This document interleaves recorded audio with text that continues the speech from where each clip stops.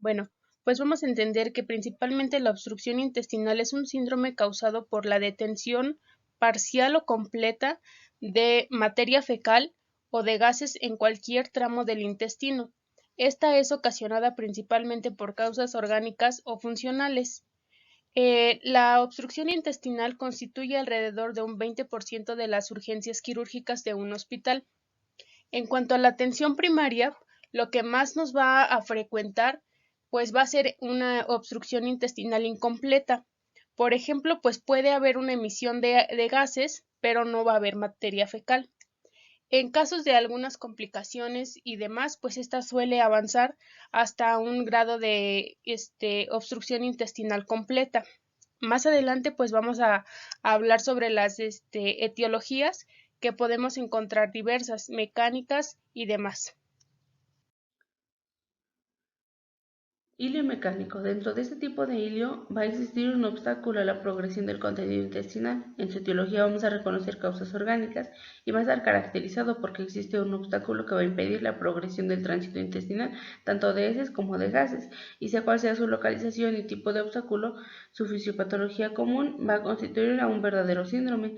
Este va a ser el más típico y va a estar en función de la afectación del mesenterio. En el caso de los que no tienen una implicación del mesenterio, podremos ver que van a estar provocados por alteraciones parietales, extraluminales, intraparietales o intraluminales. En el caso de los que tienen una participación del mesenterio, veremos que en ellos va a existir un compromiso vascular y nervioso sobreañadido, por lo que vamos a tener tres procesos que lo van a hacer que el cuadro se agrave y que la solución pase habitualmente por un quirófano. En estos casos, la estrangulación va a ser la complicación de una hernia más importante, más frecuente y más grave, así como la más temida. Hablando específicamente de los parietales, dentro de ellos tendremos a los tumores, que hablando específicamente del intestino delgado, veremos que generalmente los tumores son benignos y no causan síntomas. Sin embargo, cuando son más grandes, estos podrían causar que los intestinos se doblen y bloqueen por algún tiempo. En el caso de la enfermedad inflamatoria, esto será ya que algunas partes del intestino pueden engrosarse y estrecharse con el tiempo, y esto nos podría generar un bloqueo en el flujo del contenido digestivo. En el caso de los extraluminales, tendremos a las hernias, y pues estas van a ser cualquier debilidad o defecto de la pared abdominal que puede permitir la producción de una bolsa del peritoneo revestida por serosa, a la que vamos a conocer como saco herniano. Estas van a ser la causa más frecuente de obstrucción intestinal. Ahora, en el caso de las híbridas, estas podrían causar obstrucción intestinal porque van a ser cordones de tejido cicatrizal y fibroso que se van a formar después de una cirugía, una infección o algunas otras causas. Y estas pueden voltear, torcer, jalar o comprimir los intestinos y otros órganos en el abdomen. Ahora, en el caso del volulo, este va a estar referido como una torsión completa del intestino sobre un eje formado por su mesenterio, y este podría ocurrir en cualquier porción del tubo digestivo, pero va a afectar con mayor frecuencia al colon sigmoide, esto en un 75% y al ciego en un 22%. En el caso de las invaginaciones, estas van a estar producidas cuando un segmento del intestino constreñido por una onda de peristaltismo es plegado hacia un segmento inmediatamente distal, y una vez que éste se atrapa, el segmento invaginado va a ser impulsado por el peristaltismo y este va a tirar del mesenterio, y pues si este no es tratado, podría evolucionar a una obstrucción intestinal, a una compresión de los vasos meentéricos y infarto. Esta va a ser la causa de obstrucción más frecuente en los niños menores de 2 años. Ahora, en el caso de los intraparietales o intraluminales, tendremos al hilio biliar, que este va a estar definido como una obstrucción intestinal mecánica secundaria a la presencia de un cálculo biliar en la dulce intestinal. Su causa más frecuente va a ser la impactación del cálculo del hilio tras su paso a través de una fístula violentérica, que generalmente sería colecistoduodenal. También tenemos a los fecalomas, que van a ser una acumulación de heces en el recto o en el colon, que van a taponar el flujo normal del tracto intestinal. En el caso de los BSOARs, estos van a ser secundarios a diversas causas, como lo son las alteraciones del vaciamiento gástrico, cirugías gástricas previas, exceso de alimentos ricos en fibra, mala masticación, ingestión de materias sólidas difíciles de digerir, alteraciones en la motilidad intestinal, entre otros. Su localización más frecuente va a ser la gástrica, que va a estar seguida del intestino delgado, y en el caso del intestino grueso va a ser infrecuente. Y dentro de esos vamos a tener 4 tipos de besoares que van a estar descritos basados en su composición, que serían los tricobesoares, fitobesoares, lactobesoares y farmacobesoares. Su presentación más común va a ser en forma de fitobesoar, que va a estar causado por una acumulación de partículas sin digerir de origen vegetal, como pueden ser fibras, hojas, raíces o semillas. Por último tenemos a los cuerpos extraños. Estos van a ser porque podrían obstruir la progresión del contenido de la víscera y pues crearían un obstáculo mecánico. Pasaremos al siguiente tema, y el hilio funcional. Este va a ocurrir por una alteración motora. En general produce dilatación de las asas intestinales con acumulación de líquidos y gases, que hacen que las asas por su excesivo peso produzcan una alteración de drenaje venoso, con edema de la pared intestinal que puede condicionar un posterior hilio mecánico. Este tipo de oclusión se subdivide en dos tipos, el hilio paralítico e hilio espástico. Hilio paralítico o adinámico, por abolición del peristaltismo. En primero hablaremos de la postcirugía. Después de la cirugía, especialmente si es abdominal, se produce un estado transitorio de obstrucción intestinal por fallo en la actividad propulsiva normal del tubo digestivo. En la mayoría de los casos no reviste gravedad y suele resolverse espontáneamente en pocos días, pero en algunas circunstancias el fracaso propulsivo puede prolongarse tanto que provoque un cuadro clínico tan peligroso como las obstrucciones de causa mecánica, lo que compromete a veces la vida del paciente. En segundo veremos la peritonitis, ya que en algunos tipos como una esclerosante genera la formación progresiva del colágeno, que produce un engrosamiento peritoneal, que encapsula las asas del intestino delgado, produciendo así una obstrucción intestinal. En tercero veremos unas alteraciones metabólicas, esto por una afección en la que los músculos de los intestinos no permiten que pase la comida. En cuarto veremos una lesión medular. La mayoría de las lesiones de médula espinal afectan las funciones de la vejiga y el intestino, por lo que los nervios que controlan los órganos involucrados se originan en los segmentos cercanos al final de la médula espinal y se pierde el acceso normal al cerebro. El hilio espástico, muy raro con contractura permanente o intermitente de la pared intestinal. Esta se da por intoxicación por plomo, esto ya que podría generar daños en el sistema nervioso y el cerebro, lo que podría generar una pérdida del control muscular.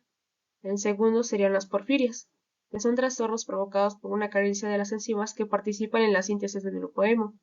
Eso también nos podría llevar a una afección en los nervios que controlan los músculos.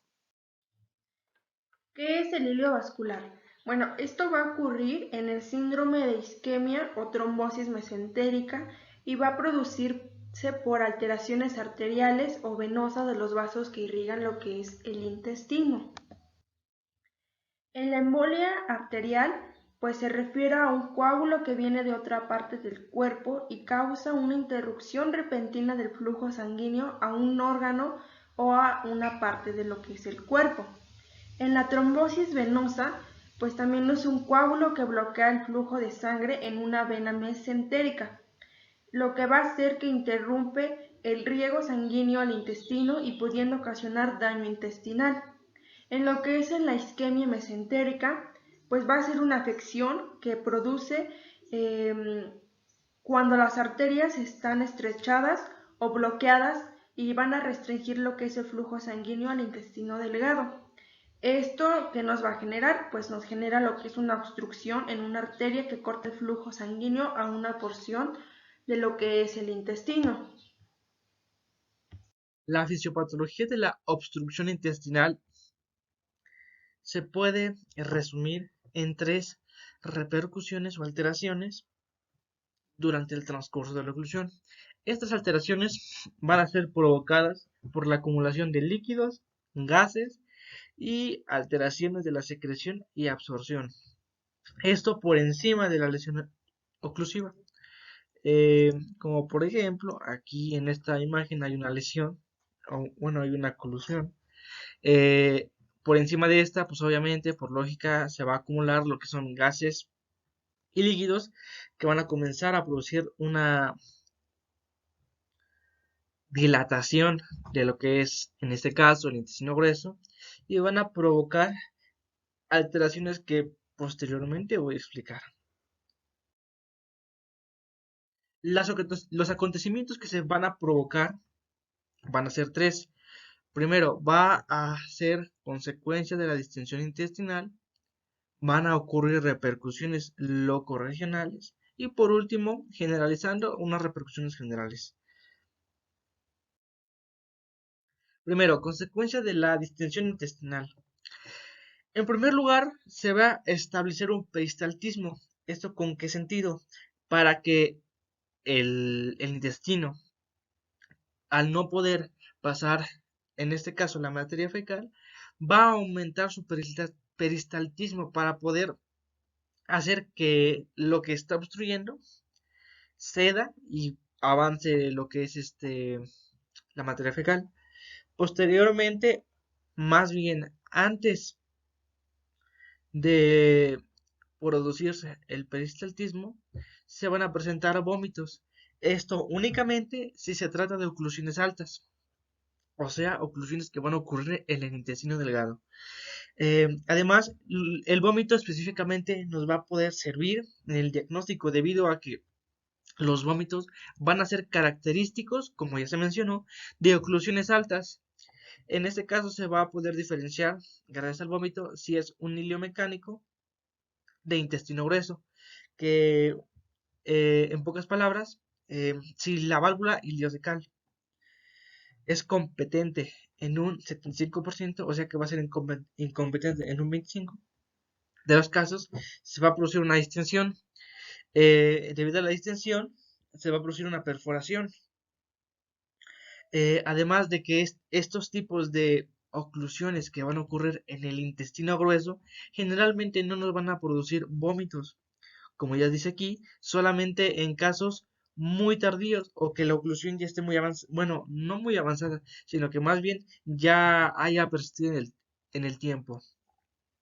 Además, cabe mencionar que si, por ejemplo, en una oclusión, eh, imaginemos que este es un intestino grueso, si la oclusión ocurre, por ejemplo, aquí, donde está la válvula ileocecal, donde termina el intestino delgado e inicia el grueso. Por ejemplo, si la oclusión ocurre en el lugar donde les acabo de mostrar, eh, se va a producir una distensión, en este caso únicamente del intestino delgado, lo que va a provocar que la presión aumente y se produzca una perforación. Pero si en este caso la distensión o la presión logra ceder, la presión que se ha ejercido en este caso en el intestino delgado o sí, la presión se va a diseminar a lo que es el intestino grueso y por consiguiente obviamente va a poder en pequeñas cantidades expulsar algo, pero a su vez la presión del intestino delgado va a disminuir y con esto se van a disminuir los riesgos de producir una perforación debido a que la presión contenida aquí se va a dirigir a lo que es las demás partes del intestino grueso. Si no fuera así, la presión acabaría con distender el intestino delgado, produciéndose una, una perforación debido a que el intestino no va a lograr resistir la presión que se está ejerciendo. La siguiente repercusión van a ser las locorregionales. En la circulación, en este caso específicamente la pared intestinal, se van a comprimir los vasos. Debido a la compresión de los vasos, le va a llegar menos oxígeno a los tejidos, en este caso al tejido intestinal. Posteriormente, debido a que va a disminuir el oxígeno que le llega al tejido, si esto persiste, se va a producir una necrosis y por consiguiente va a perder la función la parte del tejido que no recibe el oxígeno adecuado. Además de que, como ya se mencionó, primero el peristaltismo va a estar aumentado. ¿Esto por qué? En primera, recordemos lo que es o cómo funciona el peristaltismo. El peristaltismo funciona debido a una dilatación o un estiramiento más bien de la pared, lo que va a provocar que se produzca la contracción. Pero como el bolo siempre va a estar en este sentido, las contracciones siempre van a tratar de moverlo, pero al no poder, pues se va a producir por decirlo así, un peristaltismo exagerado o como se menciona aquí, un peristaltismo de lucha. Posteriormente, debido a que se van a comprimir los vasos en la circulación, este músculo ya no va a recibir la oxigenación adecuada que necesita para seguirse contrayendo, no va a recibir nutrientes ni otras sustancias que necesita para llevar a cabo su función normal. Y se va a producir la necrosis y no va a haber peristaltismo o se va a abolir completamente. Luego, además de que en esta parte o en estas repercusiones va a haber inversión de la flora bacteriana, va a aumentar la permeabilidad de las bacterias, así como para sus toxinas, y el incremento de la presión intraabdominal va a producir primeramente disnea, hipoxia, hipercapnia, acidosis y shock. Además de que va a haber dificultad del retorno venoso, esto porque la presión va a comprimir a la vena cava y va a producir un encharcamiento en el territorio esplátnico. Después vienen lo que son las últimas reproducciones que van a ser las generales. Aquí lo marca que sobre el metabolismo hidromineral va a haber una alteración que va a producir deshidratación. Además de que va a haber pérdida al tercer espacio. La pérdida al tercer espacio, como aquí lo marca, va a ser una salida de líquido hacia un espacio donde no va a tener ninguna funcionalidad.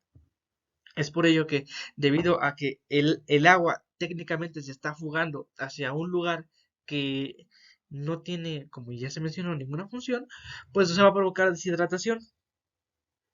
Además de que esta va a ocurrir en las formas más tempranas de lo que va a ser la lesión y va a aumentarse mientras más se prolongue la evolución de la oclusión. En el metabolismo proteico van a ocurrir alteraciones de la absorción, hemorragias y falta de ingestión oral.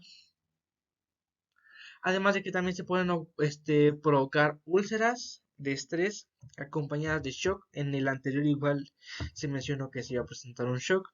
Y por último, sepsis o el estado tóxico. La sepsis generalmente va a estar provocada por eh, la proliferación bacteriana, como ya se había mencionado, la inversión por la inversión bacteriana, el aumento de la permeabilidad de estas mismas y el aumento igualmente de la permeabilidad de sus toxinas.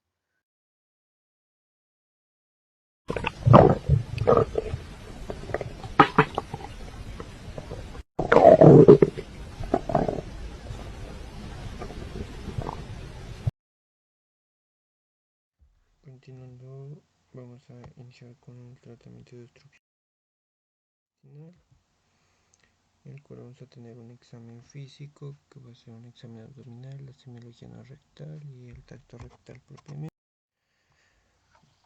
Dentro del examen físico vamos a tener una inspección, la cual vamos a buscar cicatrices de alguna operación previa o de hernias inguinales. En cuanto a la auscultación, vamos a tener el signo de Borboligmos en el intestino grueso, el cual suena de la siguiente manera.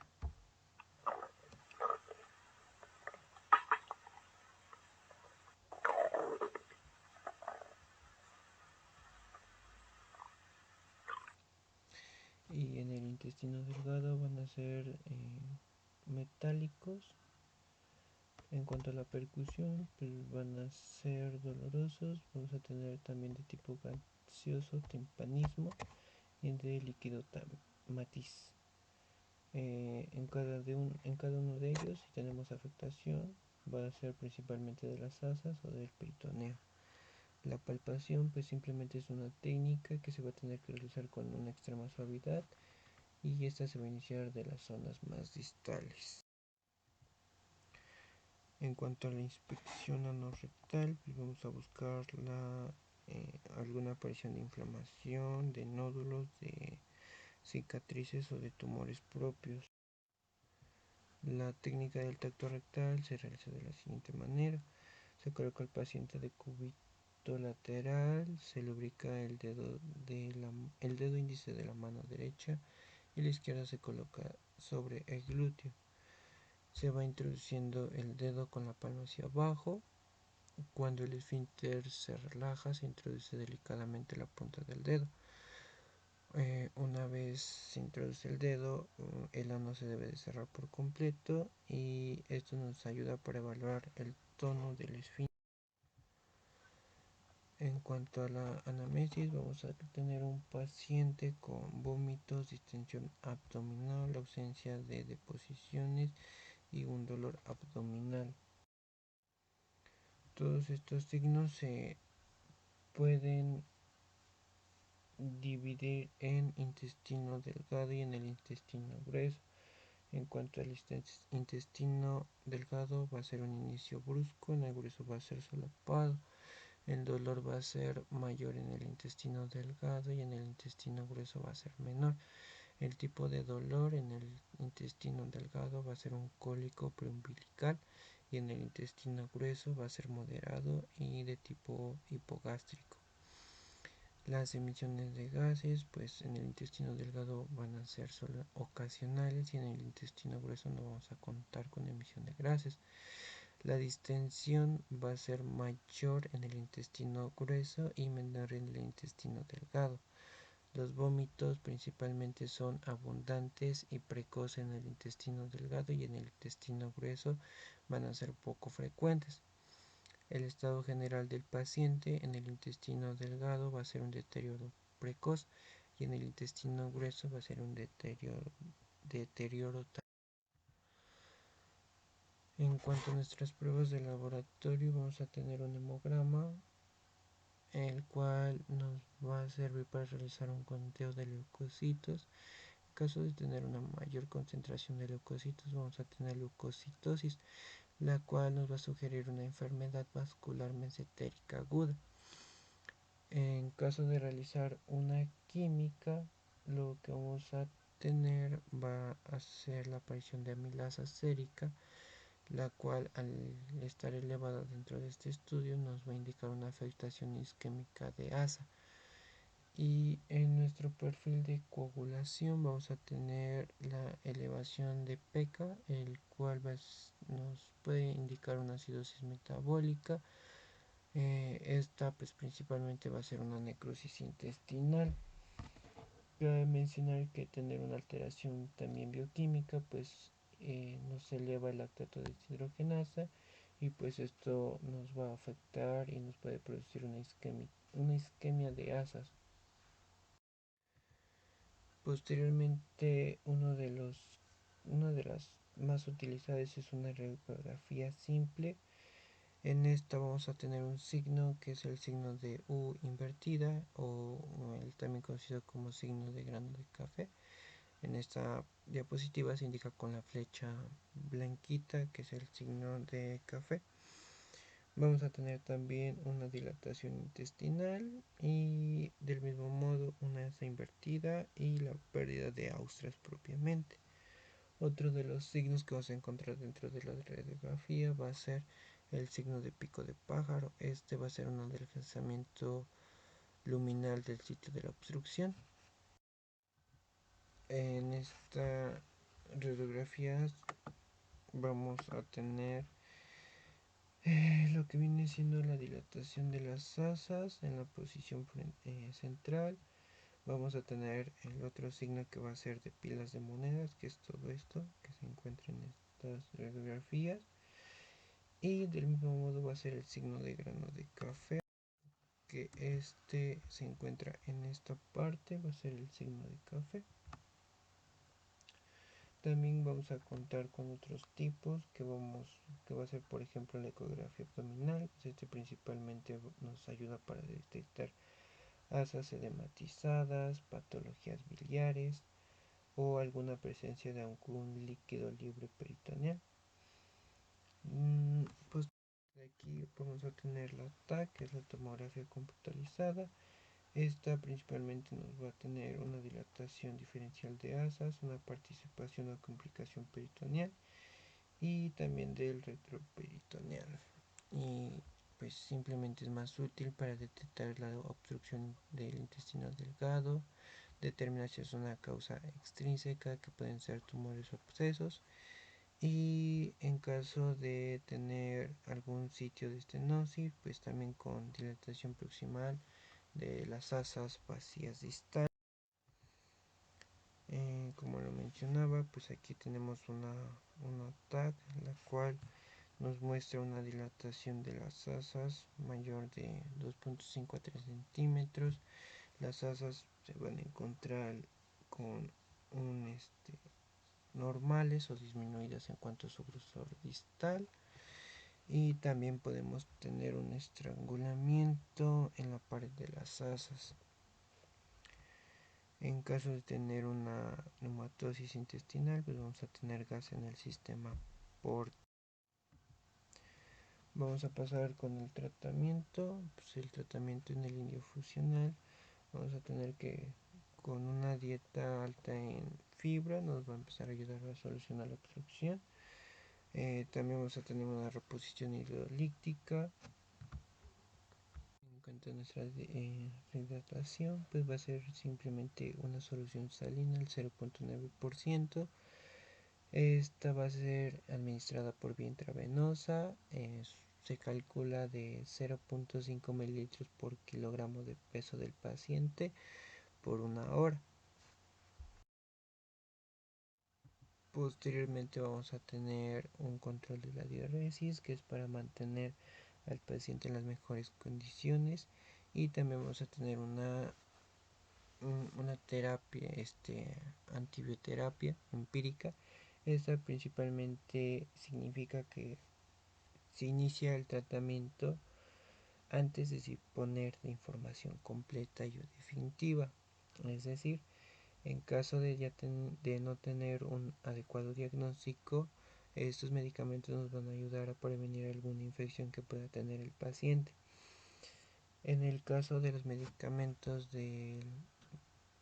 por ejemplo, las quiminolasas, estas nos ayudan para evitar una síntesis de la pared celular bacteriana, es decir, que van a inhibir que las bacterias empiecen a crear una pared celular. Esto para que pueda tener el paciente posteriormente del diagnóstico alguna infección que le pueda complicar la obstrucción.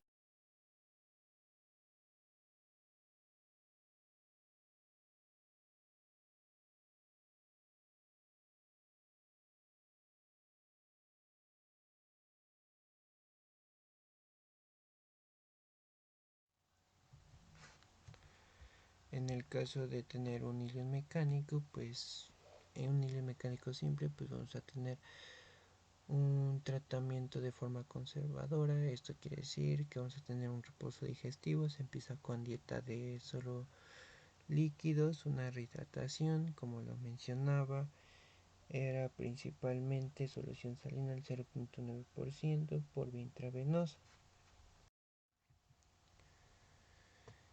En caso de tener alguna complicación como hernias estranguladas, lóbulos no sigmoideos o alguna obstrucción completa, es importante realizar alguna cirugía de urgencia.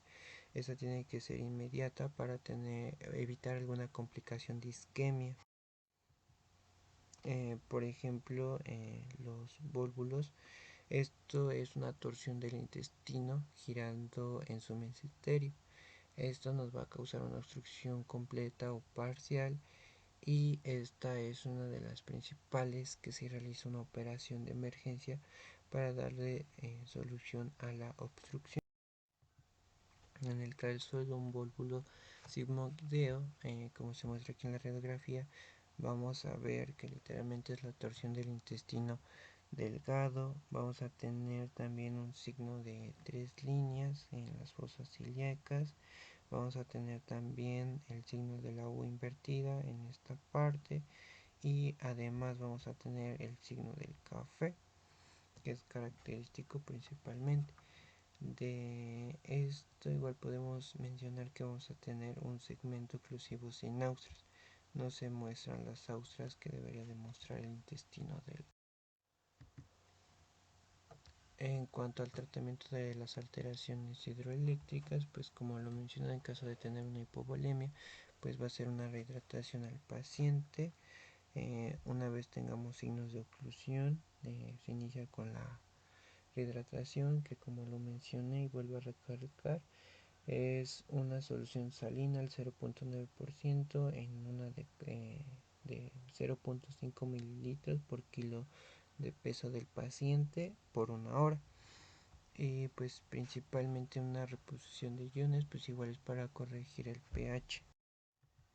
Y eso sería todo por nuestra parte. Muchas gracias.